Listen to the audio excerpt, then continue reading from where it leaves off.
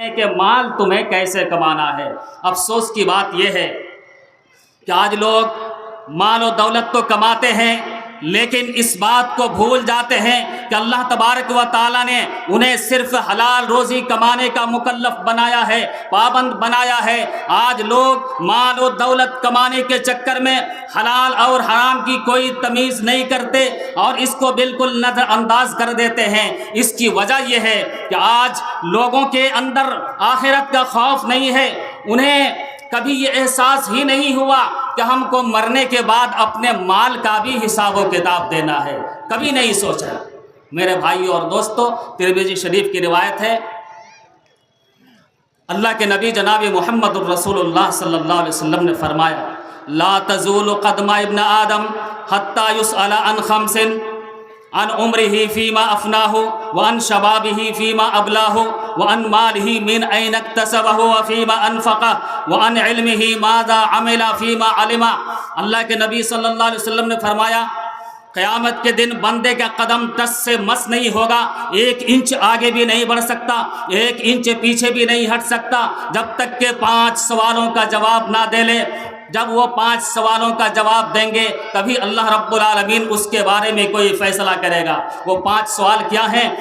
عمر کے بارے میں اللہ رب العالمین سوال کرے گا، عمر کے بارے میں پوچھے گا کہ ہم نے تمہیں 60 سال 70 سال کی زندگی دی تھی، تم نے اپنے عمر کو کس کام میں لگایا؟ اللہ رب العالمین خاص کر کے پھر جوانی کے بارے میں پوچھے گا کہ ہم نے تمہیں جوانی بھی عطا کیا تھا، بتاؤ تم نے اپنی جوانی کو کہاں خرچ کیا ہے، کس کام میں لگایا ہے؟ اسی طرح سے اللہ رب العالمین مال کے بارے میں پوچھے گا، من این اکتسب وفیما انفق، بتاؤ تم نے مال کہاں سے کمایا تھا، کیسے کمایا تھا اور کس راستے میں خرچ کیا تھا۔ آج لوگ صرف مال کمانے کی فکر میں لگے ہوئے ہیں اور چاہتے ہیں کہ کیسے زیادہ سے زیادہ روپیہ ہو جائے، میں کیسے دولت مند بن جاؤں، میرے پاس کیسے گاڑی اور بنگلہ ہو جائے، بینک بیلنس ہو جائے، لیکن حلال اور حرام کی کوئی تمیز نہیں کرتے ہیں اور اس کو بالکل نظر انداز کر دیتے ہیں۔ اللہ رب العالمین سوال کرے گا، مال کہاں سے کمایا تھا، کیسے کمایا تھا؟ حرام کمائی کے مختلف طریقے ہیں۔ آج سماج اور معاشرے کے اندر آپ دیکھیں کہ لوگ کس طرح سے حرام مال کے پیچھے پڑے ہوئے ہیں۔ مثال کے طور پر سودی کاروبار، اسی طرح سے رشوت، اور اسی طرح سے جھوٹی قسم کھا کر تجارت کرنا، بزنس کرنا، کاروبار کرنا، اسی طرح سے یتیموں کا مال کھا جانا، کسی کی جائیداد پر ناجائز قبضہ کر لینا، وراثت میں اپنے لڑکیوں کو حصہ نہ دینا، اور اسی طرح سے چوری کرنا، ڈاکہ ڈالنا، کسی کا مال چھین لینا، یہ سارے جو ہے باطل طریقے ہیں اور حرام کمائی کے طریقے ہیں۔ ان تمام طریقوں کے بارے میں اللہ رب العالمین نے فرمایا، وَلَا تُبْتِلُوا أَمْوَالَكُمْ بَيْنَكُمْ بِالْبَاطِلِ، کہ لوگوں تم ایک دوسرے کا مال باطل طریقے سے نہ کھاؤ، باطل طریقے سے نہ کھاؤ، سود کے ذریعے سے کمائی نہ کرو، جوا کے ذریعے سے کمائی نہ کرو۔ آج جوا کو لوگ تقریباً حلال سمجھ بیٹھے ہیں، اور افسوس کی بات تو یہ ہے کہ جوا میں جو روپیہ حاصل ہوتا ہے اس میں سے صدقہ و خیرات بھی کر دیتے ہیں۔ میرے بھائی اور دوستو، حرام کمائی کے بہت زیادہ نقصانات ہیں، بہت زیادہ نقصانات ہیں۔ سب سے پہلی بات تو یہ ہے کہ حرام کمائی کرنے والوں کے لیے دنیا اور آخرت میں ذلت و رسوائی کے سوا اور کچھ بھی نہیں ہے۔ دنیا میں ذلت کی ایک مثال میں آپ کو دوں، اللہ تبارک و تعالیٰ نے چوری کرنے والوں کے لیے ہاتھ کاٹنے کی سزا متعین کی ہے، ہاتھ کاٹنے کی سزا۔ اس سے معلوم یہ ہوا کہ شریعت اسلامیہ کے حساب سے اگر کوئی چوری کرتا ہے تو اس کے ہاتھ کاٹ دیے جائیں گے۔ تو اگر کسی کا ہاتھ کاٹا جاتا ہے تو دنیا میں اس کے لیے ذلت اور رسوائی ہے، اور اخروی نقصانات تو بے شمار ہیں۔ اللہ کے نبی جناب محمد الرسول اللہ صلی اللہ علیہ وسلم نے بہت سے نقصانات بیان کیے ہیں۔ مثلا اس یعنی حرام کمائی کے نقصانات کو سمجھنے کے لیے میں آپ کے سامنے ایک حدیث پیش کرتا ہوں۔ اللہ کے نبی صلی اللہ علیہ وسلم نے فرمایا، بخاری اور مسلم کی حدیث ہے، لا تزال المسألۃ بأحدکم حتی یلقى اللہ تعالی ولیس فی وجہہ مزعۃ لحم۔ یہ بخاری مسلم کی روایت ہے۔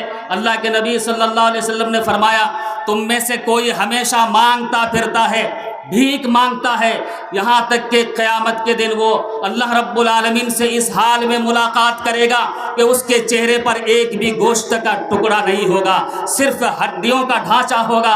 اندازہ لگائیے بھیک مانگنے والے کی یہ سزا ہے، جو کہ حرام نہیں بتایا گیا ہے۔ آدمی بھیک مانگتا پھرتا ہے، اس کی یہ سزا ہے، تو حرام کمائی کے نقصانات کتنے خطرناک ہو سکتے ہیں۔ میرے بھائیوں اور دوستو، حرام کمائی کا سب سے بڑا نقصان یہ ہے کہ آدمی جنت سے محروم ہو جائے گا، جنت میں داخل نہیں ہو سکتا۔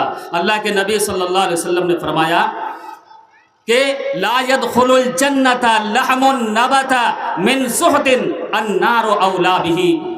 اللہ کے نبی صلی اللہ علیہ وسلم نے فرمایا کہ وہ گوشت جنت میں داخل نہیں ہو سکتا، وہ گوشت جنت میں داخل نہیں ہو سکتا جس کی پرورش حرام کمائی سے ہوئی ہو۔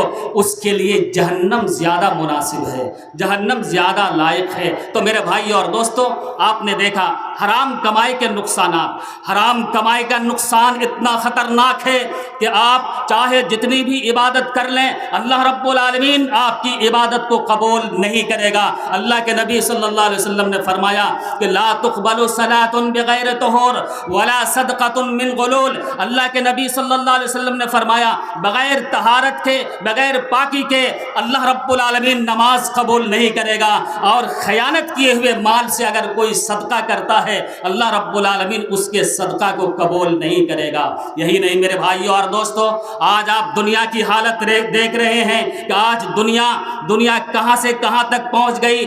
آج فلسطین پر اتنا یعنی حملہ ہو رہا ہے اور مسلمانوں کو اتنا مارا جا رہا ہے، اور سارے عالم، پوری دنیا کے مسلمان ان کے لیے دعا کر رہے ہیں، لیکن اللہ رب العالمین کسی کی دعا نہیں سنتا۔ کیوں؟ کبھی ہم نے غور کیا ہے کہ ہمارے اندر کون سی کمی ہے، ہمارے اندر کون سی خامی ہے جس کی وجہ سے اللہ رب العالمین ہماری دعا قبول نہیں کرتا؟ میرے بھائیو اور دوستو، آئیے صحیح مسلم کی اس حدیث سے اندازہ لگائیے کہ حرام کمائی کے نقصانات کتنا زیادہ ہیں۔ اللہ کے نبی جناب محمد الرسول اللہ صلی اللہ علیہ وسلم نے فرمایا ان اللہ طیب لا يقبل الا طیبا وان اللہ امر المؤمنین بما امر به المرسلین فقال یا ایها الرسل كلوا من الطیبات واعملوا صالحا وقال یا ایها الذین آمنوا كلوا من طیبات ما رزقناکم ثم ذکر الرجل یطیل السفر اشعث اغبر یمد یدیہ الى السماء